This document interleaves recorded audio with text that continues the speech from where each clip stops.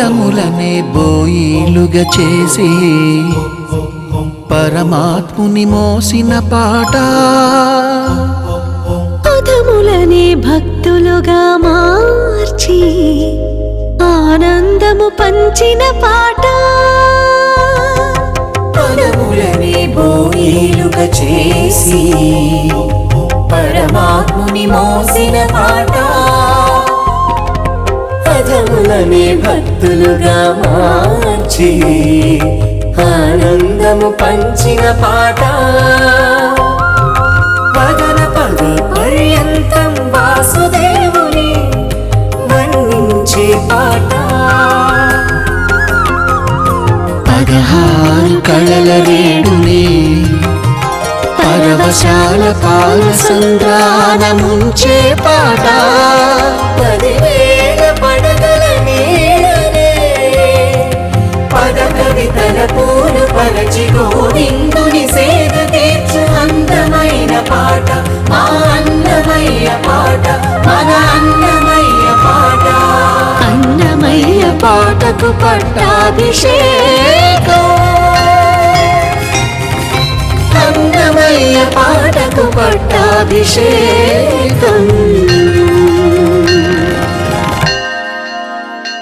అన్నమయ్య పాటకు పట్టాభిషేకం కార్యక్రమానికి పునః స్వాగతం. అన్నమయ్య పాటకు పట్టాభిషేకం.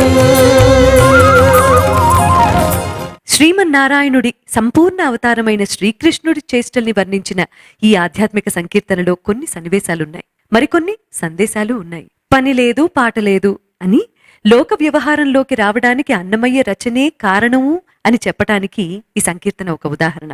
అపురూపమైన ఈ సంకీర్తనకు స్వరరచన చేసిన సంగీత దర్శకులు శ్రీ పవన్. రాగం యమన్, గానం చేస్తున్న వారు ప్రణతి లాలస.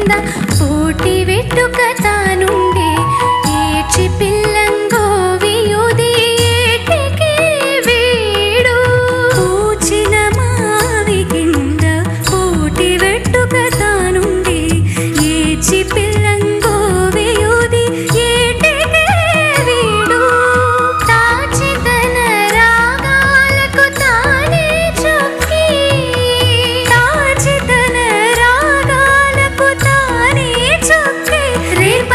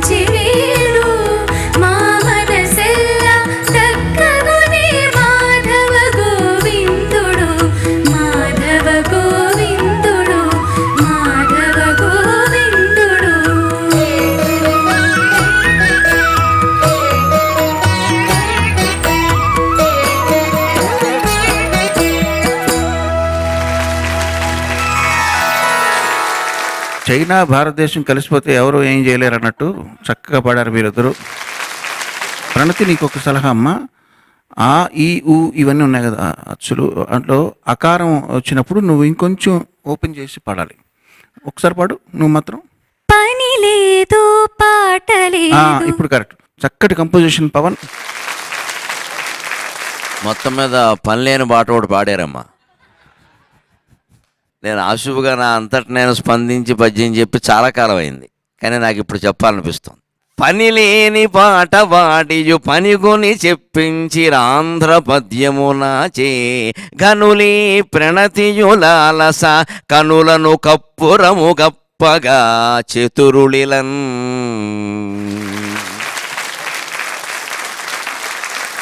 పని లేని పాట ఒకటి పాడి నా చేత పని పట్టుకుని పద్యం చెప్పించారు మీరిద్దరు. తెలుగు అర్థమవుతుందా? సరే, గొడవ లేదు. పని పాట లేని పాట ఒకటి పాడి నా చేత పని కట్టుకుని పద్యం చెప్పించారు. మీరు చాలా ఘనులు. ఎంత ఘనులు అంటే కళ్ళకి పచ్చకప్పురం కప్పేశారు మాకు. పాటలో అసలు ఆ ఎత్తుగడ చాలా గొప్పదండి. పని లేదు పాట లేదు, మా వెనకాల తిరగడం తప్ప అని ఆక్షేపిస్తుంది ఆవిడ. వెంకటేశ్వర స్వామిని సాక్షాత్తు ఈ పెద్ద మనిషికి పని లేదు పాట లేదు, మమ్మల్ని భ్రమంలో ముంచడం తప్పితే పని లేదు పాట లేదు అనేది మనకేదో వేళాకోళం కింద కనపడుతుంది. కానీ బ్రహ్మసూత్రాల్లో ఉన్న మాట అది. ఉత్తర మీమాంసలో బ్రహ్మసూత్రాల్లో ఉన్న మాట అది. భగవంతుడు ఈ సృష్టి ఎందుకు చేశాడు అంటే ఋషులు తర్కించి తర్కించి తర్కించి చివరికి చెప్పింది ఏమిటి అంటే లోకవత్తు లీలా కైవల్యం అన్నారు. కేవలం పని పాట లేక ఆడుకుందుకు చేశాడు ఈ పని అన్నారు. బాలవత్ క్రీడా అన్నారు. చాలా స్పష్టంగా చెప్పారు ఆ విషయాన్ని వేదాంత గ్రంథం. అంతకన్నా సమాధానం కూడా లేదు. ఎందుకంటే ఏదో పనిగట్టుకుని ఒక లక్ష్యంతో చేస్తే మన ఇంతమందిని బాధ పెట్టినట్టే అవుతుంది కదా. మాయలో ముంచి ఆయనకి ఎవరిచ్చారు అధికారం? ఆయనకంటే మనం వేరే అయితే ఆయనకి మన బాధ పెట్టే అధికారం ఎవరిచ్చారండి? ఏదో కర్మఫలాలు అనుభవించండి అంటారు. తొలి సృష్టి ప్రారంభమైనప్పుడు ఎవరి కర్మఫలాలు ఉన్నాయి? మనకంటే పూర్వజన్మ, అంతకు పూర్వజన్మ. అసలు మొట్టమొదటి ప్రారంభించినప్పుడు బ్రహ్మదేవుడికి ఏ కర్మఫలం ఉంది? అంత పెద్ద చర్చ ఇది. అక్కడ చెప్పిన పెద్ద సమాధానం ఏమిటంటే ఇంకా లోకవత్తు లీలా కైవల్యం క్రీడార్థం సృజిసి ప్రపంచం అఖిలం. శంకరాచార్య కూడా చెప్పిన మాట అదే. పని లేదు పాట లేదు, భ్రమించి వీడు మా మనసల్లా చక్కగొనే. ఇదేదో మామూలు స్త్రీ పురుషుల మధ్యలో ఒకరి మనసు ఒకరు ఆకర్షించడంతో విషయంగా కనబడుతూ ఉన్నా పని పాట లేకుండా ఆయన ఆడుకోవడం కోసం ఈ సృష్టి చేశాడు. శ్రీచక్ర నిర్మాణం కూడా అంతే. నవావరణ చక్రం అంటారు. 4 కోణాలు పైకి ఉంటాయి, 5 కోణాలు కిందికి ఉంటాయి. పైకి ఉండేవి శివ సంబంధమైన కోణాలు, కిందికి ఉండేవి అమ్మవారి సంబంధమైన శక్తి సంబంధమైన కోణాలు. అంటే ఏమిటి? జీవుడిని మధ్యలో పెట్టి ఆయన పైకి లాగుతున్నాడు మోక్షం మోక్షం అని, ఈవిడ కిందికి లాగుతుంది జన్మబంధం అని. విషయం అది. 5 కోణాలు ఎక్కువ, అందుకే మనం కింద ఉంటాం, పైకి వెళ్ళాం. 4 కంటే 5 ఎక్కువ కదా. అందులో అమ్మవారి శక్తి ఎక్కువ, శక్తి ఆవిడ పేరు. అందుకని కిందకు వచ్చేస్తాం. ఆ కిందకి పోకుండా ఉండాలంటే ఆవిడని ఆశ్రయించాలి. మామేవయే ప్రపద్యంతే మాయామేతాం తరంతిదే, భగవద్గీతలో మాట. అమ్మవారు చెప్పినా కృష్ణుడు చెప్పినా అదే మాట. అందుకని ఆ మాయను జయించడానికి భగవంతుడి పాదాలు ఆశ్రయించాలి. ఎందుకంటే ఇది ఆయన విసిరినటువంటి వల కాబట్టి దానికోసం ఆయన ఆశ్రయించాలని చెబుతూ ఇక్కడ పూచన మావి కింద అన్నాడమ్మా. ఇవాళ నేను ఇందాక చెప్పిన వెన్నెల ముగ్గులు అన్నట్టుగానే గున్నమావి పూచిన సందర్భాలు మళ్ళీ ముందు సీజన్ ముందు ఋతువులన్నీ అవే. ఇంకా మాఘమాసం వెళ్ళిపోతే పాల్గొన మాసం అలాగానే మామిడి పూత చూస్తూ ఉంటాం మనం. అక్కడికి మనం వెళ్ళాలి, పిల్లల్ని తీసుకెళ్ళాలి. ఆ పూచిన గున్నమావిని చూస్తే అది చూసినటువంటి పిల్లాడెవడు తప్పు చేయడండి. ఖచ్చితంగా పూచిన గున్నమావిని చూసిన వాడు పచ్చని సంసారాన్ని నిలబెట్టాలనుకుంటాడండి. తేడా చేసుకోండి ఖచ్చితంగా. పచ్చని సంసారంలో ఆ పూచిన గున్నమావిలాగే ఉండాలని నా కాపురం కూడా అనుకుంటాడు. అమ్మాయినా అంతే అనుకుంటుంది, అబ్బాయినా అంతే అనుకుంటుంది. అటువంటి అందమైన దృశ్యాలు టీవీల్లోనూ గ్రాఫిక్స్లోనూ చూడడం తప్ప సహజమైన ప్రకృతిలో యువతరం చూడడం లేదు. అందుకే భయంకరమైన ఆలోచనలు వస్తున్నాయి వాళ్ళకి. చెక్క భజన పాట జానపదులు పాడతారండి. ఇది ఎంత అందమైన భావన చేశారు చూడండి. సీత కనపడకపోయేసరికి లక్ష్మణుని అడుగుతున్నట్టు రాముడు ఏమని, ఏదయ్యా లక్ష్మణ సీత పర్ణశాలలో లేదెందు చేత గుణశాలి మీ వదిన గున్న మావిడిలాగా, గుణశాలి మీ వదిన గున్న మావిడిలాగా, ఏదయ్యా లక్ష్మణ సీత పర్ణశాలలో లేదెందు చేత. ఎంత చక్కని పాటలు. వాళ్ళు ఏం చదువుకున్నారు? కవిత్వానికి చదువు కావాలా? ఆ గున్నమావిడి చెట్టుతో పోల్చారు. సీతాదేవిని పోల్చడానికి ఇంకా సృష్టిలో ఇంకేదైనా ఉందా? చంద్రుడు కూడా సరిపోడు. వాడు సగం పెరుగుతాడు సగం తరుగుతాడు. సీతాదేవికి ఎలా సరిపోతాడు? గున్నమావిడి చెట్టు ఒకటే సరిపోతుంది. అంత అందమైన పోలిక పల్లెటూరు వాళ్ళు చెప్పారు. అటువంటి పూచన మావి కింద కూర్చుంటాడు ఈయన, తాను మురళి వాయిస్తాడు అని గొప్ప మాట చెప్పారమ్మా. మీరు సంగీతం పాడుకునే వాళ్ళు తెలుసుకోవలసింది, తాచి తన రాగాలకు తానే చొక్కి. ఈ ఒక్క మాటని గానం చేసేవాళ్ళందరూ గ్రహిస్తే సంగీత రంగంలో ఉండే రాగద్వేషాలన్నీ తొలగిపోతాయి. నిరాశ నిస్పృహలన్నీ తొలగిపోతాయి, పోటీలన్నీ తొలగిపోతాయి. ఇప్పుడు మీరు పాడినంత హాయిగా ఆనందంగా మీ ఇంట్లో మీరిద్దరే కూర్చొని పాడుకోవాలి, మేము ఎవరం ఉండం. అలా పాడితే మీరు రంగంలో విజయం సాధించగలుగుతారు, గొప్ప ఆత్మవిశ్వాసాన్ని ఆత్మానందాన్ని పొందగలుగుతారు. ఎవరో వినడం, ఏదో చేయడం, మళ్ళీ అవకాశాలు ఇవ్వడం, వారు వినలేదండి నేను పాడినప్పుడు ఆ విఐపీ లేరండి. విఐపీ ఉండడమో వాడి కర్మ, మనకేమిటి? మన పాట వినకపోవడం విఐపీ కర్మ, మన కర్మ కాదు అది. అంత విశ్వాసం ఉండాలి. ఒక వక్త అయినా గానం చేసేవాడు అంత విశ్వాసం. నా పాట వినకపోవడం నీకు ప్రాప్తం లేదయ్యా, అమెరికాకి వీసా రాలేదని నాకు ఎవడో ఫోన్ చేసి ఏమండి మీకు వీసా రాలేదు, మీరు దురదృష్టవంతులను ఎప్పుడో 20 ఏళ్ల క్రితం అన్నాడు. అంటే అప్పుడే నేనన్నా నాకు వీసా రాకపోవడం నీ దురదృష్టం అన్నాను నేను. నా ఉదాహరణ, నా మాటలు వినే భాగ్యం నీకు ఉండాలి కదా. అబ్బాయికి అంతే వాచిపోయింది, ఆయనకు అనుమానం లేదు. ఇంకా అలాగే ఉంటుంది ఆత్మవిశ్వాసం అంటే. అందుకని మనకు దురదృష్టం అంటే మనం ఇండియాలో పాడుకుంటున్నాం, హాయిగా అవధానాలు చేసుకుంటున్నాం, ఆ అవకాశం రాకపోతే ఆయనకి నష్టం అది. అలాగే ఇక్కడ చూడండి, తాచి తన రాగాలకు తానే చొక్కి, ఎవ్వరూ లేకపోయినా కృష్ణుడు గున్నమావి కింద కూర్చుని మురళి వాయించుకుంటూ ఎందుకున్నాడంటే ఆత్మానందం. అది స్వాత్పరతిరేవ స్యాద్ ఆత్మతృప్తస్య మానవః తస్య కార్యం న విద్యతే. తనలో తానే ఆనందం పొందగలిగిన వాడికి ఈ మూడు లోకాల్లో పని అనేదే లేదు అన్నాడు. పని లేక పాట లేక అంటే అర్థం అది. జీవితంలో మాధవ గోవిందుడు గమనించండి. మనసెల్ల చక్కగొనే మాధవ గోవిందుడు రెండు చక్కని మాటలు కేశవనామాల్లో ఉంటాయి. అవి నిజానికి 24, 12 జంటలు, ద్వంద్వాలు అవి. కేశవ నారాయణ ఒక జంట, మాధవ గోవింద ఒక జంట, విష్ణు మధుసూదన ఒక జంట. వాటి వెనకాల కథలు ఉన్నాయి. విష్ణు మధుసూదన అంటే బలిచక్రవర్తి మధుసూదన అవతారం, మధుకైటభులను చంపడం. మాధవ గోవిందుడు, మాధవుడు అంటే లక్ష్మీపతి, అత్యంత ఐశ్వర్యవంతుడు. గోవిందుడు అంటే గోవులను కాచుకునేవాడు. జీవితంలో మాధవ స్థితితో ఐశ్వర్యంతో ఉన్న, గోవులను కాచుకునే స్థితిలో ఉన్న రెండు భగవత్ స్వరూపాలే, మర్చిపోవద్దయ్యా అని చెబుతున్నాడు మనకి. మాధవ గోవింద అన్న నామాల్లో అంతకుముందు ఊరికే ఆచమనం చేసేసి పక్కన పెట్టేయడం కాదు, అక్కడ ముక్కట్టుకో మూతట్టుకో అంటాను. ఆ నామాలకు ఉండే విశేషం అది. అదే శ్రీధర హృషికేశ అంటారు. డబ్బు బాగా వచ్చింది అంటే వెంటనే హృషికేశుడు కావాలి. శ్రీధర అంటే లక్ష్మీపతి. బాగా ఐశ్వర్యం వచ్చింది ఎవరికైనా, కోట్లు వచ్చి పడుతున్నాయి, ఇప్పుడు వెంటనే హృషికేశ, హృషికాణం ఈశక, ఇంద్రియాలకు అధిపతి కావాలి, ఇంద్రియాల నిగ్రహంలో అదుపులో ఉంచుకోవాలి, లేకపోతే చెడిపోతాడు ఖచ్చితంగా. జీవితం అంత చిత్రంగా ఉంటుందండి. మాధవత్వం గోవిందత్వం రెండు పనిగట్టుకుని ఆస్వాదించాలి మనం. అంతేగాని ఇలాగే ఉండాలి, కించిత్తు బ్యాంకు బ్యాలెన్స్ తగ్గినా కానీ నేను తట్టుకోలేను అంటే కుదరదమ్మా. బ్యాంకు బ్యాలెన్స్లో ఏముందమ్మా? మెంటల్ బ్యాలెన్స్లో ఉంది జీవితం అంతా, బ్యాంకు బ్యాలెన్స్లో లేదు.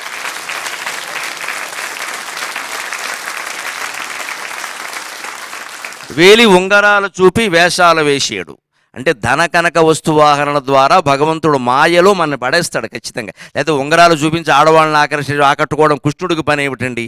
ఆయన పేరే కృష్ణ అంటే ఆకర్షించేవాడనే అర్థం. ఆయన పుట్టుకే అది. ఇంక మళ్ళీ ప్రత్యేకించి ఆకర్షించక్కల. జగత్తునంతటిని ఎంత మాయలో పడేస్తున్నారంటే కొందరికి పదవుల మాయ, కొందరికి పీఠాల మాయ, కొందరికి స్త్రీ పురుష సంబంధాల మాయ, కొందరికి ధన కనక వస్తువాహనాల మాయ, దాంతో పడిపోతూ ఉంటారు. అలాగే వేలు ఉంగరాలు చూపి ఆకట్టుకోవడం, ఈ జగత్తులో ఉండే రమ్యమైన దృశ్యాలు చూపి మాయలో పడేసే ప్రయత్నం చేస్తాడు. వాటిని తప్పించుకుని ఎవరైతే చివరికి పీతాంబరము గట్టి శంకుచక్రాల చెలగేటువంటి స్వామిని ఆశ్రయిస్తారో వాడు ముక్తి పొందుతాడు ఖచ్చితంగా. పీతాంబరం శంకుచక్రాలు దేనికి ప్రత్యేక?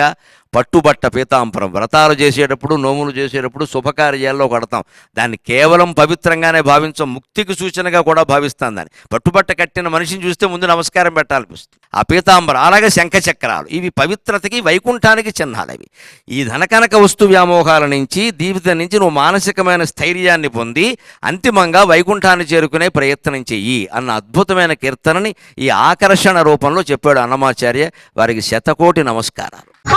అవతారమితడు అన్నమయ, హరయమా గురుడితడు అన్నమయ, హరి అవతారమితడు అన్నమయ.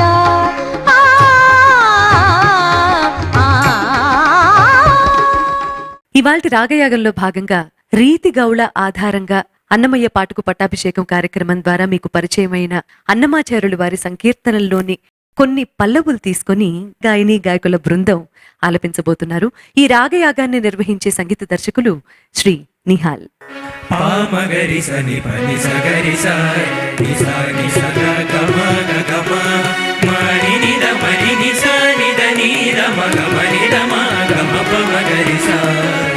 ఎవరికి గలుగునేడి భాగ్యము నిబటిల్ల నన్ను మన్నించిదివిగాక,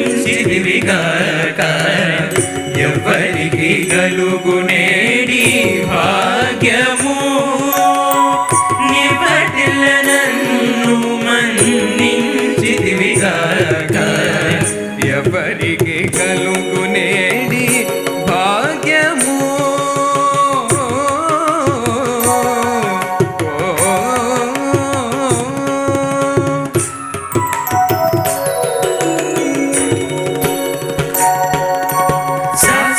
దని దమ గరి సని స గరి గమ గమని దమ గరి సని సని దమ గమని దమ గమ పమ గరి స ఏమని వలపు చెప్పే నెవ్వరు నే మెరిగేరు నేమపు నీ గుణాలకు నీవే సాక్షి ఏమని వలపు చెప్పే నెవ్వరు నే మెరిగేరు నేమపు నీ గుణాలకు నీవే సాక్షి ఏమని వలపు చెప్పే నెవ్వరు నే మెరిగేరు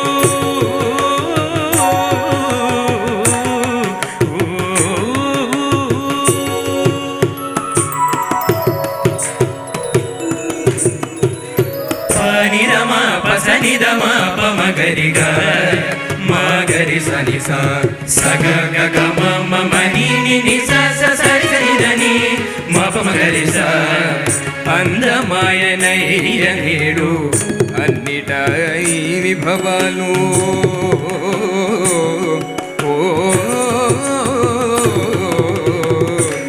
అందమాయనైయ నేడు అన్నిట ఈ విభవాలు చందపురతులైనవి సంబంధాలు అందమాయనయ్య నేడు అన్నిట ఈ విభవాలు చందపురతులైనవి సంబంధాలు హరి గోవింద జయ హరి గోవింద హరి గోవింద శ్రీ హరి గోవింద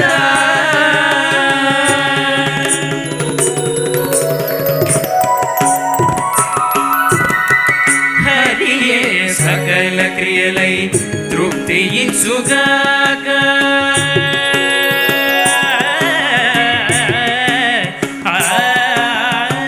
హరియే సకల క్రియలై తృప్తి ఇచ్చుగాక ఎరవుల వారి చేరలిందాక వచ్చని హరియే సకల క్రియలై తృప్తి ఇచ్చుగాక ఎరవుల వారి చేరలిందాక వచ్చని హరియే సకల క్రియలై తృప్తి ఇచ్చుగాక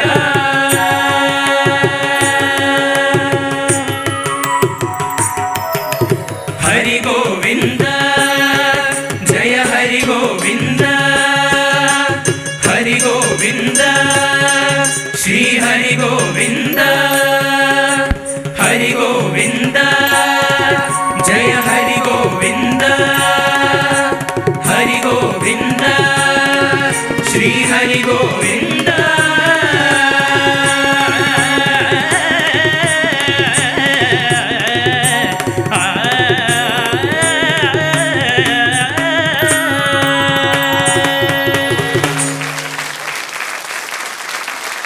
మంచి శక్తివంతులైనటువంటి 5 మెరికల్ లాంటి యువకులు వచ్చారు. మీరందరూ కూడా చక్కగా పాడారమ్మా. చక్కటి గౌళ గాత్రం మీది. ఈరోజు అది రీతి గౌళ గాత్రం అయింది. మీరందరూ కూడా సోలోస్ పాడి మనందరినీ కూడా రంజింపజేయాలి త్వరలో అని చెప్పి ఆకాంక్షిస్తూ గాడ్ బ్లెస్ యూ.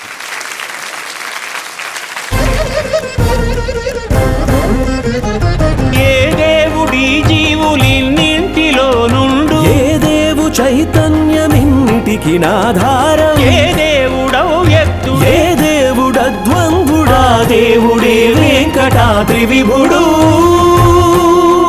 అన్నమయ్య పాటకు పట్టాభిషేకం ద్వారా ఈ వారం వరకు సరికొత్తగా బాణీలు సమకూర్చుకున్న సంకీర్తనల సంఖ్య 784. సంస్తుత్యుడి తిరు వెంకటాద్రి విభుడు వెంకటాద్రి విభుడు వెంకటాద్రి విభుడు.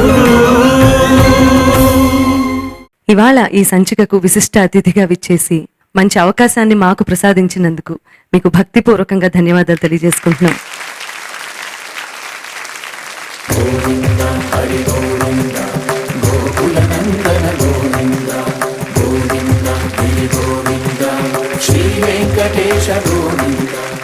కేవలం పాటకు అర్థం చెప్పడం కాకుండా జీవితపు వాల్యూస్ గురించి కూడా చెప్తున్నారు కాబట్టి నిజంగా మేమందరం ధన్యులంగా ఫీల్ అవుతున్నాం అండి.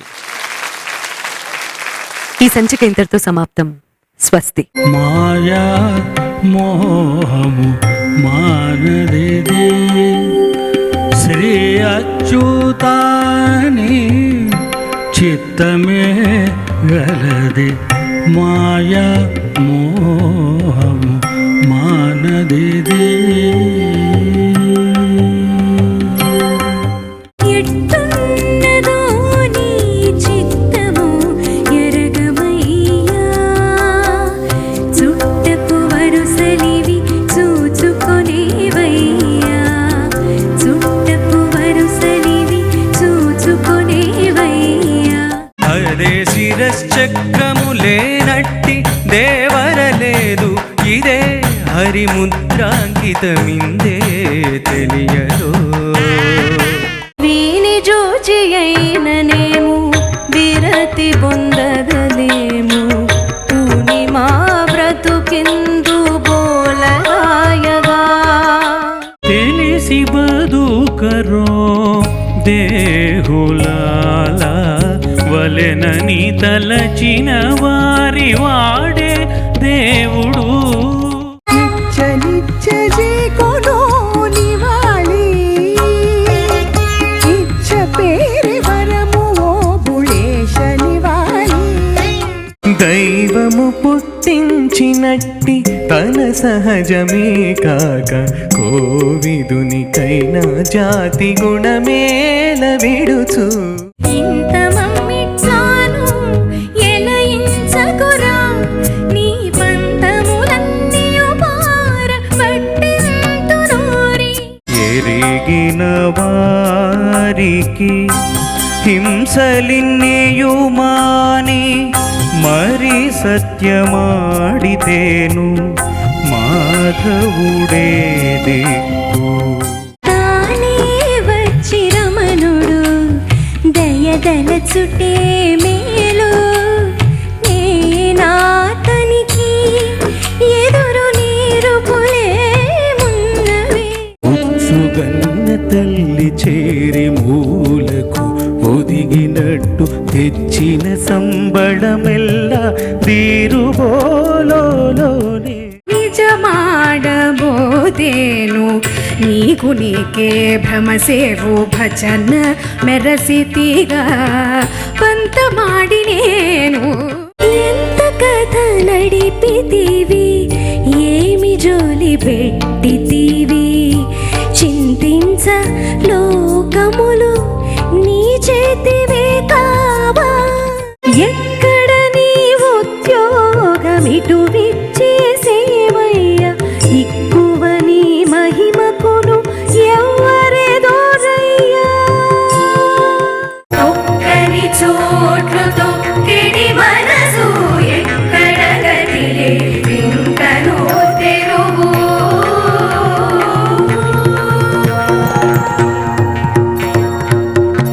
అన్నమయ్య పాటకు పట్టాభిషేకం.